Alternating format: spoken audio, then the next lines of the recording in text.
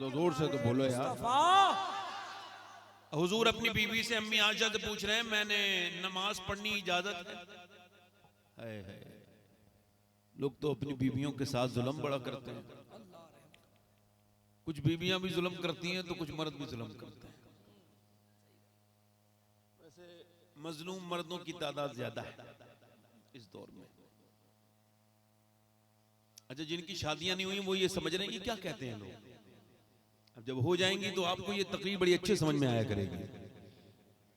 अब जिन्होंने शादी हुई नहीं उनको क्या पता कि औरतें किस तरह से जुल्म करती हैं। उनके अब्बा ने उनको कभी बताया नहीं कि तुम्हारी अम्मी कैसे मुझ पर जुल्म करती है, मर्द कैसे जुल्म करते हैं। मगर मेरे नबी कह रहे हैं, आयशा तुम इजाजत दो कि मैं नमाज पढ़ लूं।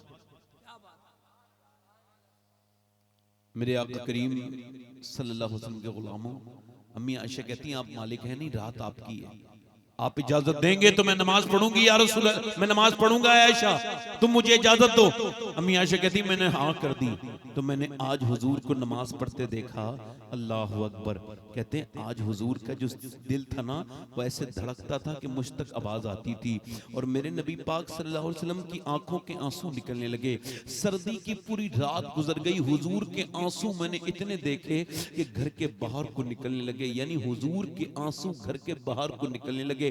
फरमाती मेरे इमाम कहते हैं आंखें रो रो के सुजाने वाले, यानी हुजूर अपनी उम्मत के लिए इतना रोते थे कि आंखें सूज जाती थी। आपने सूजी भी आंखें नहीं देखे होंगी, कोई एक बार रो ले, कोई दो बार रो ले, कोई तीन बार रो ले। मगर मेरे नबी पाक सल्लल्लाहु अलैहि वसल्लम के रोने का हाल ये था कि मेरा इमाम कहता है अल्लाह क्या जहन्नम अब भी न सर्द होगा, रो रो के मुस्तफा ने दरिया बहा दिए हैं। ये कोई आला हजरत मुबालगा नहीं करते, इतना रोए हैं मेरे हुजूर, मेरे सरकार इतना रोए हैं कि हुजूर के आंसू बाहर को निकल रहे हैं। अम्मी आयशा फरमाती फिर बिलाल हबशी आए और उन्होंने अजान पढ़ने के बाद कहा या रसूल अल्लाह आपको इतना रोते देख रहा हूं, आपके सदके से तो अल्लाह अगलों के और पिछलों के गुनाह माफ करेगा, आप क्यों रोते हैं? आपने फरमाया बिलाल मैं क्यों ना रोऊं, जबकि आज मुझ पे ये आयत करीमा नाजिल हुई। अल्लाह ने फरमाया इन्न फी खल्क़िस समावाति वल अर्द वख्तिलाफिल लैली वन नहारी लआयातिन लिउलिल अलबाब, यानी दिन ये जमीन आसमान की पैदाइश में और दिन का रात में और रात का दिन में बदल जाना, इसमें निशानी है अक्ल वालों के लिए। यानी रात और दिन में, दिन का रात में तब्दील हो जाना, सुबह का शाम, शाम का सुबह, ये कोई आम बात नहीं है, निशानी है। यानी एक दिन और कम हो गया मौत के करीब। मेरे आका फरमाते हैं मैं क्यों ना रोऊं जबकि मुझ पे ये आयत नाजिल हुई। इसका मतलब ये मेरे पैगंबर अपनी उम्मत को सबक दे रहे हैं कि जब सुबह हुआ करे तब भी रोया कर कि ये सुबह आई है। जब सुबह सूरज निकलता है तो ऐलान करता है ऐ इंसान तुझको जो करना हो वो कर ले, मैं आज आया हूं, आज के बाद मैं दिन निकलता है फिर कभी नहीं आऊंगा। रात कहती है ऐ रात में इबादत करके अपने रब को मना ले, अगर आज मैं गुजर गई और सुबह तेरी मौत हो गई तो तुझे सिवाय अफसोस का कुछ नहीं मिलेगा। आज रात में कुछ रो ले, मगर इंसान सुबह से लेकर शाम तक गाफिल, शाम से लेकर सुबह तक गाफिल, उसको अपने रब की तरफ जाने का कोई यकीन ही नहीं। इंसान वो बेवकूफ और इतना बदतरीन किस्म का अपना मुस्तकबिल साज है कि आगे की सारी बातों का इसके पास एहतमाम है, ये सारी बातों की प्लानिंग करता है। फला बच्चे के लिए घर बनाना है, फला की चीज बनानी है, ये बनाना है, वो बनाना है, मगर इंसान की मौत उसके करीब है, वो उसकी कोई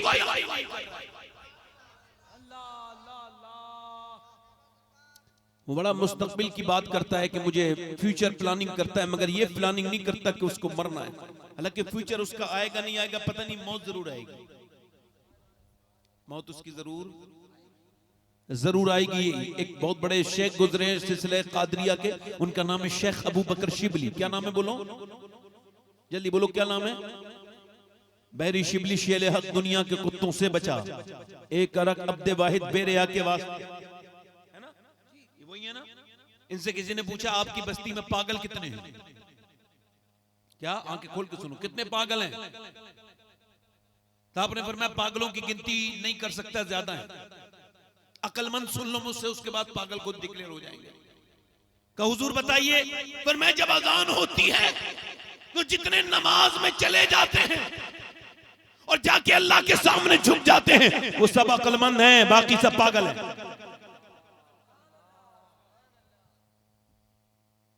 जल्दी बोलो, बाकी सब बाकी सब जल्दी से बोलो जरा, बाकी सब पागल है। किसी ने जुनैद बगदादी से पूछा, हुजूर बस्ती किधर है, बस्ती किधर है? आपने फरमाया देखो उधर जाओगे उधर बस्ती है। वो गया, आके बोला आप बुजुर्ग हो, आपको झूठ नहीं बोलना चाहिए, उधर कब्रिस्तान है। और आपने फरमाया बस्ती है। आपने फरमाया बोल बस्ती किसे कहते हैं? बस्ती वो जगह होती है जो कभी उजड़े ना। तो जिस बस्ती को तू बस्ती समझता है वो तो हर 20-25 साल के बाद उजड़ जाती है। मैं इस कब्रिस्तान को बस्ती समझता हूँ, वहां के लोग भी इधर ही आते हैं, ये कभी उजड़ता नहीं। जरा थोड़ा सा सो रहे हैं जो लोग, जरा ठीक से बैठो, सीधे को बैठो, सीधे को बैठो। आप भी आप सीधे को बैठो जीजा। आपसे कह रहा हूँ, आपसे ऐसे बैठो, ऐसे आंखें खोल के। देखो मैं चाहूँ तो ऐसे भी तकलीफ कर सकता हूँ, बैठ, मगर ऐसे थोड़ा सा जो है मुझे सुस्ती चढ़ जाएगी, ऐसे थोड़ा सा मैं एक्टिव रहूंगा, तभी तो ऐसे बैठा हूँ। आप भी थोड़ा ऐसे बैठिए, टेक ना लगाइए कुर्सी पे, थोड़ी देर की बात है, थोड़ी सुन लीजिए। ये रात आप ही ने की है तो फिर थोड़ी देर तो सुन लीजिए। आप कहो तो खत्म कर दूं तो वैसे मेरी तकलीफ काफी हो गई, कहो तो फिर उसके बाद दिल लग रहा है आप लोगों को? नहीं लग रहा है? दिल लगा नहीं लग रहा है? बोलो। मैं क्या आपसे अर्ज कर रहा था, समझिए मेरी बात को, कि ये मौत हमारे इतने करीब है कि हम एक इंसान इतना कमजोर है कि वो 1 सेकंड भी अपनी मौत का नहीं रोक सकता। उसकी मौत उसके करीब है,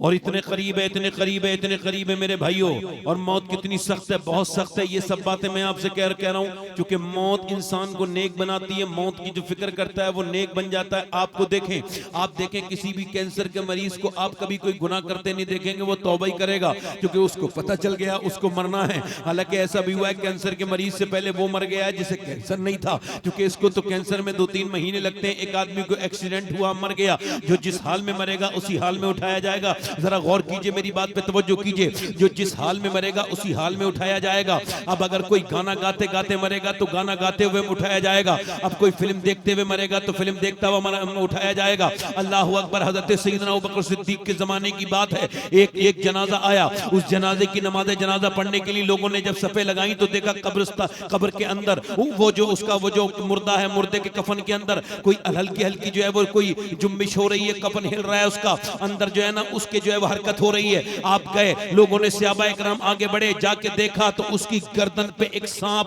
अटका हुआ था, और वो उसके मोटा मोटा सांप था और उसका खून चूसता था, उसके बार बार फन मारता था, जिसकी वजह से वो हरकत नजर आ रही थी। उनका डंडा लेकर के आओ, ये आफत कहां से आ गई, इसे हटाओ। सहाबा इकराम ने डंडा जब लेके उसको मारा तो वो इंसानी जबान में बोलने लगा, सांप। हज़रत अबू बकर सिद्दीक का जमाना था। कहा मुझे ना मारो, मैं अल्लाह के हुक्म से यहां और कयामत तक इसको ये सजा दूंगा मैं। कहा क्यों? का ये 3 खताएं करता था। कितनी खताएं बोलो? 3 खताएं करता था। एक तो ये नमाज नहीं पढ़ता था, बेनमाजी था हुजूर। क्या था बोलो?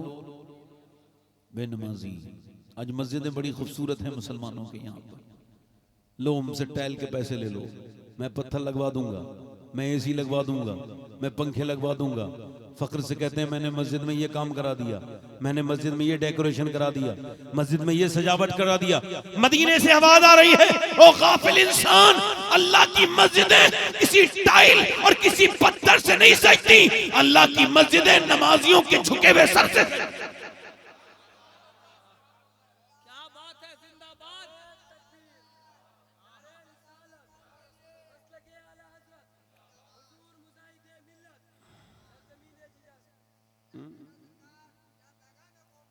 और दूसरा इसके अंदर ये गुनाह था कि ये ज़कात नहीं देता था। क्या नहीं देता था बोलो? ज़कात। कुछ लोग कहते हैं फला मौलाना ज़कात खा गए, कुछ लोग ऐसे हैं जो अपनी ज़कात खुद ही खा गए, तो देते नहीं गए।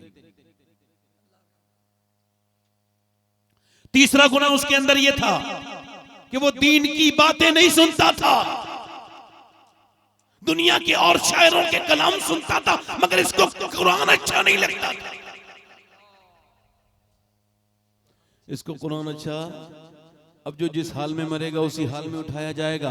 अल्लाहू अकबर। एक लड़के को हमने देखा, उसका एक्सीडेंट हुआ था। अच्छा जरा गौर करें, लोग बड़े तकब्बुर करते हैं, बड़े गुरूर करते हैं, मेरा ये घर है, मेरा वो है, मेरा ये है, मेरी दुनिया ये, मेरे अंदर इतनी दौलत, मेरे पास इतनी दौलत। एक आदमी मर गया, मरने के बाद पुलिस उसको लेकर के आई एक मोहल्ले में मुसलमानों के, इसका पोस्टमार्टम किया है, ये इसकी लाश मिली हमको वहां पर दरिया में। अब इसकी पहचान तो ना हो सकी ये कौन है, मगर इतना पहचान हो गई मुसलमान है, लिहाजा आप इसका नमाज जनाजा पढ़ा दे। इमाम ने कहा नमाज जनाजा पढ़ा सकता हूं, मगर मेरे पास पैसे नहीं इसके कफन के। मस्जिद में ऐलान हुआ, कोई 2 रुपए, कोई 3 रुपए, कोई 1 रुपया, कोई 5 रुपए, 2.5 घंटे तक चंदा हुआ, तब जाकर के उस बेचारे कमजोर बदनसीब इंसान का वो कफन तैयार हुआ। अब जब उसका जनाजा उठा, कोई रोया ही नहीं। कौन रोएगा, किसी को पता ही नहीं कौन है। उसका जनाजा जब हुआ तो इमाम ने नमाज पढ़ा दी, लोग कफन करके आ गए। 3 महीने के बाद पुलिस आई दोबारा और बोली इमाम साहब आपने जिसको लावारिस समझ के, जिसका चंदा करके मोहताजी में जिसका कफन बना दिया है ना, वो तकरीबन 3 से 4 करोड़ रुपए का मालिक था। उसके पास बड़े बड़े बागात थे, मगर जब मरा है तो ऐसा कम नसीब होके मरा है कि जिसकी लाश को कफन तक नहीं मिला, इसकी सूरत का निशान मिट गया। तभी तो मैं कहता हूं क्या पता मैं कहां मरूं, क्या पता आप कहां मरो, क्या पता मेरे लिए कोई कब्र का इंतजाम है भी कि नहीं है। क्योंकि हजरत सैयदना श्री सख्ती जुनैद बगदादी रज़ी अल्लाह तआला अन्हु के जो उस्ताद भी हैं, पीर भी हैं, उनके मामू भी हैं, वो कहते हैं उन्होंने मुझसे कहा ऐ मेरे जुनैद जब मैं मर जाऊं तो बगदाद के बाहर मुझको दफन करना। कहा हुजूर बगदाद में क्यों दफन ना करूं? कहा मैं इतना गुनहगार हूं, अगर मुझे जमीन ने न लिया, ऊपर को फेंक दिया तो मेरी रुसवाई हो जाएगी। मैं इस लायक नहीं हूं कि मुझे कब्र में दफन किया जाए, कब्र में मुझे दफन किया जाए। अब वो लड़का जब मरा, मैं जिसकी बात कर रहा हूं, तो उसका सर पे चढ़ गया, उसके सर पे चढ़ गई मोटरसाइकिल। अब जब बाइक उसके ऊपर चढ़, उसके मोटरसाइकिल पे था, उसके ऊपर ट्रक चढ़ गया, उसका पूरा सर खत्म हो गया, मगर कानों में उसके जो लीड लग रही थी वो भी निकल गई। मगर गाना उसका जब बज रहा था, जैसे पहले बज रहा था वैसे बज रहा था गाना। उसका लोगों ने बंद किया, मोबाइल को बंद किया। उसके बाद उसकी जब आईडी चेक करी तो उसका नाम मोहम्मद के नाम से था, और वो जब मरा है तो गाना सुनते मरा है। बताओ इसी हाल में अगर गाना सुनते सुनते ये मरा है, अब गाना सुनते सुनते उठे कयामत के दिन तो क्या होगा? जो गंदी तस्वीरें देख के रात को सो गया, जिसने अपनी आंखों को गंदा किया, वो जो ये समझता है आंखें उसी की हैं। नहीं नहीं मेरे भाई, ये आंखें अल्लाह की अमानत है तेरे ऊपर। पूछा गया ऐ अल्लाह तूने आंखें क्यों दी हैं? अल्लाह की रहमतों ने आवाज दी, मैंने अपना और अपने हबीब का दीदार कराने के लिए इंसान को आंखें दी, मगर इंसान ने अपनी आंखों में गंदी तस्वीरें देखी। कयामत के दिन अगर कुछ ना हुआ और यही आंखें कयामत के दिन कह देंगी मालिक तूने दिया तो था काबा देखने के लिए, माँ बाप का चेहरा देखने के लिए, मगर इसने तो गंदी तस्वीरें दिखाई, गंदी चीजें दिखाई। तो उस वक्त में क्या होगा? नाम मोहम्मद रख के इंसान ऐसे मर रहे हैं। ये मरने का हाल है, ये मुसलमानों का हाल है कि वो मुसलमान लड़का है और वो गंदी तस्वीरें देख के मर गया, और उसी हाल में उठेगा तो क्या होगा? मेरे आका करीम फरमाते हैं मेरी उम्मत में आखिरी जमाने में एक बंदा सुबह के वक्त में मुसलमान होगा, और शाम को जब वो होगा, जब शाम होगी तो उसका ईमान छीन लिया जाएगा।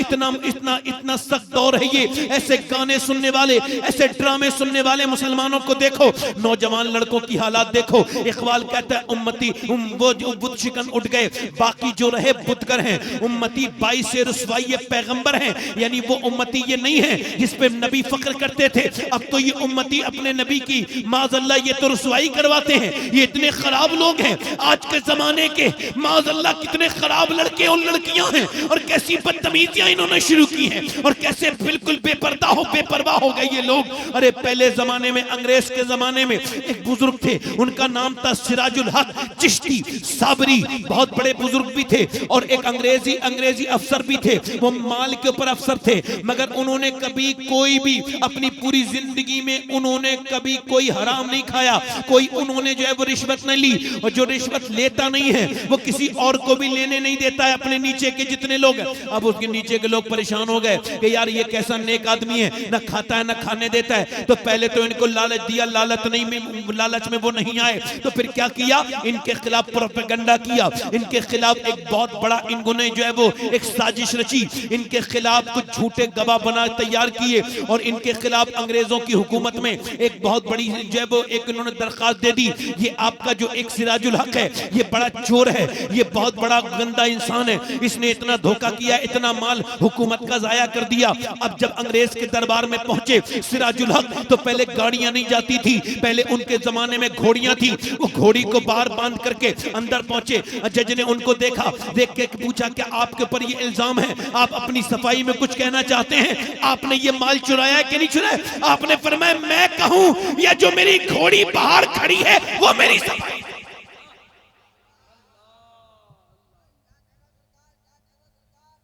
मेरी घोड़ी जो बाहर खड़ी है वो सफाई नहीं।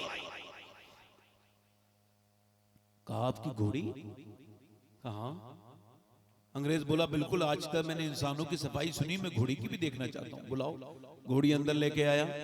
सिराजुल हक चिश्ती अल्लाह के वली लेके आए। उसको क्या पता अंग्रेज को कि उसके सामने कौन खड़ा है। सिराजुल हक चिश्ती बोले अब आप ऐसा करें, कहीं किसी जंगल में किसी के खेत से कोई घास मंगवाए, मगर उसको पता नहीं होना चाहिए, उसकी बगैर मंजूरी की मंगवाई है। घास मंगवाई गई, घोड़ी के सामने रखी गई, घोड़ी ने सूंघ के पीछे हट गई। अब अंग्रेज हैरत से रहने लगा, क्या मतलब? कहा हुजूर मेरी घोड़ी जो है ना ये भी नहीं खाती हराम का, इसको पता है ये इजाजत के बगैर है हराम का। वहां पे कुछ गैर मुस्लिम खड़े थे, वो जो इन्होंने इल्जाम लगाया था, बोले कहीं ऐसा ना हो अंग्रेज इसकी बात मान जाए। उन्होंने कहा हुजूर ये अपनी घोड़ी का पेट भरा के लाया होगा, अब यहाँ ड्रामा कर रहा है, यहाँ पे ये चाल चल रहा है। आपने जलाल में फरमाया ऐसा करो, घोड़ी ये जहां से लेके आया है, जिस खेत के जिस मालिक की ये घास है, उसको बुला के लेके आओ। वो मालिक आया, जब आया तो कहा या तो तू अपना पैसा माफ कर दे या अपना पैसा ले ले। उसने कहा क्यों? कहा मेरी घोड़ी तेरी पे बगैर इजाजत के ये घास खा नहीं रही है। उसने कहा मैं भी ये तमाशा देखूंगा, मैं भी पैसा नहीं लूंगा। उसने मैं इसको माफ करता हूं। जैसे ही उसने माफ किया है, घोड़ी आगे आई और आके उस घास को खाया। जैसे ही घोड़ी ने घास खाई, पूरा मजमा बोला अरे जब मुसलमानों की घोड़ी इतनी ईमानदार है तो ये मुसलमान कैसे ईमान वाले होंगे। पूरा अदालत कलमा पढ़ के मुसलमान हो गई। ये हाल है उनके गुलामों का, सरकार का आलम क्या। नारे तकबीर, नारे रसालत, ताजू सरिया कॉन्फ्रेंस। खुद अर्श के सितारे आंखें बिछा रहे हैं, महराज मेरे आका तशरीफ ला रहे हैं। उम्मत से कितना प्यार है, आका को देखिए सजदे में मुस्तफा ने आंसू बहा रहे हैं। अरे हमारी घोड़ियों को देख के लोग ईमान लाते थे, जानवरों को देख करके। और आज हमारा हाल क्या है? आज हमारे हालात क्या हैं? हमारे बच्चे बच्चियों के हालात क्या हैं? थोड़ी देर और बोलूं, खत्म कर दूं? बोलो, दिल लग रहा है, लग रहा है? क्या ख्याल है आपका? देखो मैं इस वजह से बीच बीच में पूछता रहूंगा कि मुझे 40 मिनट हो गए, थोड़ी देर और बोलूं। हमारे अख्तर रजा ज़ियाई साहब ये बड़े नेक इंसान हैं, नेक इंसान हैं। अल्लाह ताला इनको सलामत रखे। वैसे इतना अल्लाह हवा चला रहा है, फिर भी ये तुमने अपना क्यों लगाया आर्टिफिशियल? बंद करो इसको यार, आवाज आ रही है। दिल लग रहा है आप लोगों को? नहीं लग रहा है? जी करम। बिल्कुल सही। अब बैठो आप, माशाल्लाह बैठो। तो पहले के लोग कितने अच्छे थे और आज के जमाने के? आज के जमाने के मुसलमान किस तरह के हैं आप सब देख रहे हैं। मैं आपको कुछ बताऊंगा नहीं। आज औरतों को, मेरी बहनों को भी परवाह नहीं है, ना भाइयों को परवाह है, ना अपने बच्चों की, ना अपनी आखिरत की, ना अपने बच्चों की आखिरत की। इंसान बस यूं ही चला जा रहा है, अपनी जिंदगी को बर्बाद किए जा रहा है। अच्छा, आजकल लोगों ने बड़ा मसला बनाया है, ये मैं अलग से कह रहा हूं, ये पैगाम मैं उन औरतों को भी दे दूं जिन्होंने अपने मर्दों के पैसे बड़े खराब किए कॉस्मेटिक पर, बड़े खराब किए मेकअप पर।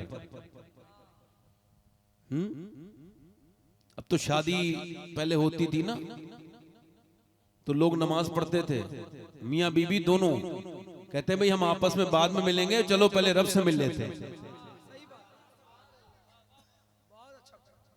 अब वो ऐसा नहीं करते, अब तो वो शादियों में 10-10 हजार का मेकअप खराब हो जाएगा ना।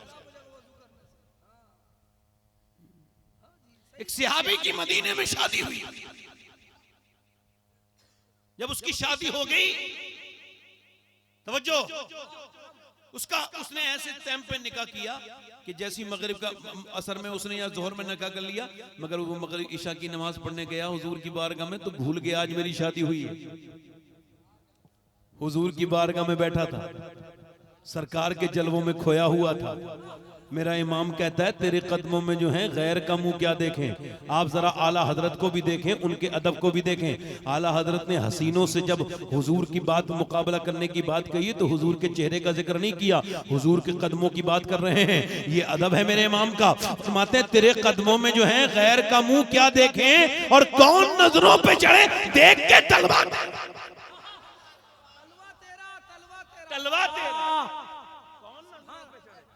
देख के तलवा तेरा देख के तलवा तेरा कौन नजरों पे चढ़े।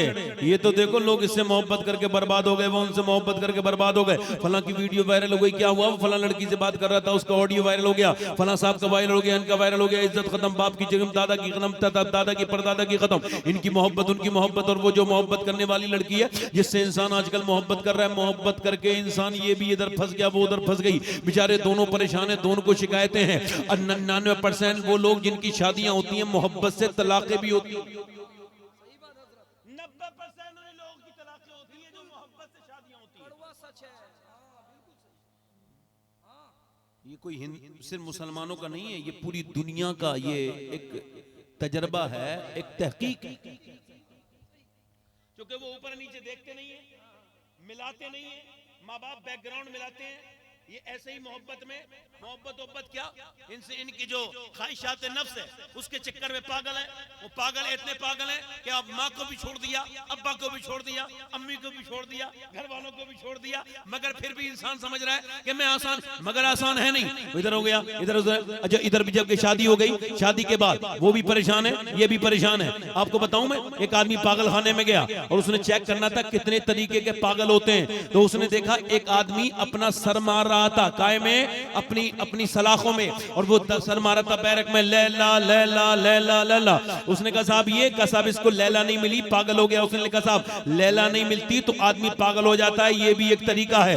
आगे बढ़ा तो कुछ फिर एक आदमी यही कह रहा था लैला लैला। उसने कहा सेम कैसे, का नहीं डिफरेंट है, तजाद है। उसको नहीं मिली तो पागल हो गया, इसको मिल गई तो लैला ने इसको पागल कर दिया है। मतलब ये मामला ऐसा है, मिले तब भी पागल, ना मिले तब भी पागल। मोहब्बत उससे करो कि ना मिले तो वैस करनी, और मिल जाए तो बिलाल हबशी।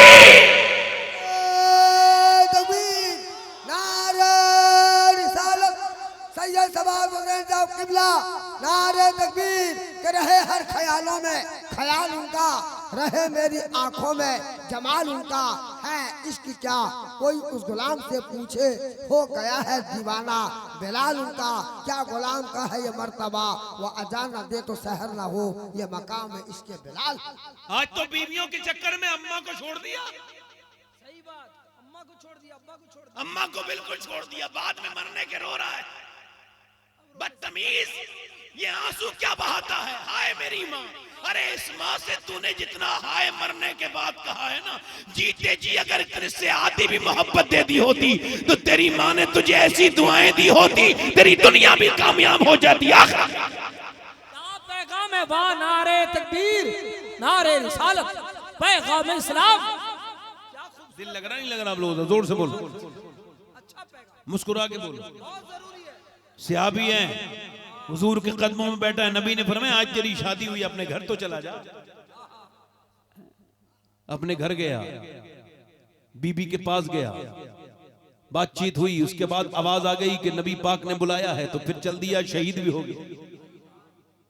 मैं जो बात आपसे अर्ज कर रहा था, मेरी बरदरफ ध्यान से सुनिए, गौर कीजिए मेरी बात पर, जो मैं आपसे कह रहा हूं। अब ना बेटियों को इस बात की परवाह है, ना बेटों को इस बात की परवाह है कि हालात किस कदर दीगर हो गए, लोग बर्बादी की तरफ तेजी के साथ जा रहे हैं। उनको कौन बचाए, उनको कौन बताए, उनको कौन ये समझाए कि तुमको आखिर आना किधर है। मैं जो आपसे बात कर रहा था वो ये अर्ज कर रहा था आपसे कि जनाब मोहतरम अपनी जिंदगियों को आप तब्दील करें और याद रखें दुनिया में माँ बाप को राजी रखें। आदमी को देखा अपनी माँ के मरने के बाद, वो उसकी कब्र पे रो रहा था, बड़ा सख्त इंसान था। मैंने कहा ठंडी कब्र पे आंसू बहाए हैं, कभी जीते जी अम्मी के पास बैठ जाते ना, तो तुम्हारी अम्मी तो 1-2 साल और जी लेती, उसकी उम्र बढ़ जाती, और तुमने उसको तकलीफें इतनी दी, उतना तुमने उसको जुल्म न किया। खैर, एक आशिक रसूल उसकी बात बताता हूं, जिसका नाम है उवैस करनी। जोर से तो बोलो यार, मुस्कुरा के तो बोलो यार। उवैस करनी है, जरा ध्यान से देना और बैठे रहना 10 मिनट में। 10 मिनट में खत्म करूंगा इंशाल्लाह, बड़े ध्यान से सुनना।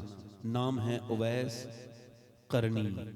हुजूर का नाम सुना, ईमान ले आया, बगैर देखे सरकार पे नाम सुन के ईमान ले आए। फिर जो भी मक्के का आदमी आता है उससे पूछते हैं हुजूर कैसे हैं, सरकार कैसे हैं। जो भी मक्के का ताजिर आता, 15 साल लगातार माँ की खिदमत में लगे रहे। माँ बीमार रहती थी, जब माँ ने देखा मेरा बेटा बिल्कुल कमजोर होने लगा, चेहरे पे उसकी झुर्रियां पड़ गई जवानी में, पूछा मेरे बेटे तुझे क्या गम है? कहा और तो कोई गम नहीं है, मदीने वाले का चेहरा देखने की ख्वाहिश है। माँ ने कहा तू उनके लिए बिल्कुल इतना कमजोर हो गया? कहा मेरी माँ तुझे छोड़ के भी नहीं जा सकता और उनके बगैर भी नहीं रह सकता, क्योंकि उनका फरमान है कि माँ के कदमों के नीचे। माँ ने कहा मैं तुझे 8 पहर की इजाजत देती हूँ। 8 पहर, पहले पहर चलते थे, यानी इतने वक्त में आ जाना, थोड़ा वक्त बता दिया उसको। हजरत सैयदना उवैस करनी खैरुत ताबईन है। सहाबी वो होता है जो हुजूर को देख ले। उवैस करनी 2 पहर खत्म हुए, यानी 2 दिन खत्म हुए तो पहुंचे मदीने। जब मदीने पहुंचे, मेरे नबी पाक के बारे में पूछा, किसी ने कहा उधर चले जाओ। सैयदा अम्मी आयशा सिद्दीका के दरवाजे पे जाके बोले क्या मेरे मुस्तफा मेरे नबी करीम तशरीफ रखते हैं? कहा आप कौन आए हैं? कहा मेरा नाम उवैस करनी है, मैं बकरियां चराने वाला चरवाहा हूं, मुझे हुजूर का दीदार करने आया हूं। क्या मेरे नबी हैं? नहीं हुजूर तशरीफ नहीं रखते, तुम ठहरो, आज रात ठहर जाओ, सुबह हुजूर आएंगे तो हुजूर का दीदार कर लेना। उवैस करनी उस दरो दीवार से चिपट के रोने लगे और कहने लगे ऐ अम्मी आयशा, मैं जरूर रुक जाता, मगर मेरी माँ ने जो टाइम दिया था वो टाइम मेरा खत्म होने वाला है, अगर मैं न गया तो माँ की नाफरमानी हो जाएगी। ये कह के वो शख्स अपने रोता हुआ निकल गया। अच्छा आप मुझे बताएं, आप बताएं कोई आपको मदीने लेके जाए और फिर बगैर गुंबदे खजरा दिखा के आप आ सकते हैं? किसी की अंदर इतनी हिम्मत है कि कोई मदीने में ले जाए और फिर होटल में ठहरा दे और कहे बस तुझे यहीं रहना है, अब तू जरा वापस चल, तुझे गुंबदे खजरा नहीं देखना है? यार दीवाने का तो दिल तड़पता है, वो जब पलटता है तो बार बार पलट पलट के गुंबदे खजरा देखता है, बार बार पलट के हरम देखता है। क्या पता अब जिंदगी में ये हरम कभी दिखाई दे न दे, मगर उस बिलाल के सीने की हिम्मत का गौर करो कि जो अपने नबी से इतनी मोहब्बत करता है, इसके बावजूद बगैर नबी का दीदार करे मदीने से वापस उसके जब कदम पलट रहे होंगे, उस वक्त उवैस करनी के दिल पे क्या गुजरी होगी। उवैस करनी चले गए, मेरे नबी सुबह तशरीफ लाए, मेरे आका करीम ने फरमाया कौन आया था? किसी ने नहीं बताया, फिर भी पूछा कौन आया था? अम्मी आयशा बोली एक चरवाहा था, उसका नाम उवैस करनी था। अल्लाह के रसूल वो आपको देखने आया था, कहता था माँ का गुलाम हूँ, माँ का मातहत हूँ, माँ की वजह से रुक नहीं सकता।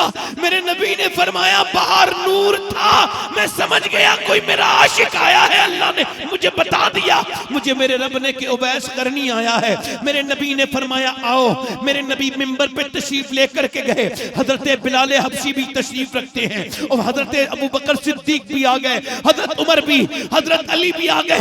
फरमाया लोगों कुछ मेरी उम्मत के बंदे ऐसे हैं अल्लाह के, जिनके पास कपड़े तो बोरी के होंगे, जिनके चेहरे पर बहुत ज्यादा उनके चेहरों पे खूबसूरत, उनके चेहरों पर बिल्कुल दीवानगी तारी होगी, उनके लहजों में भी दीवानगी होगी, मगर जब वो तुम्हें मिलने तो उनसे दुआ करा लेना, जो कि अल्लाह उनके उठे हुए हाथों की हमेशा लाज रखता है।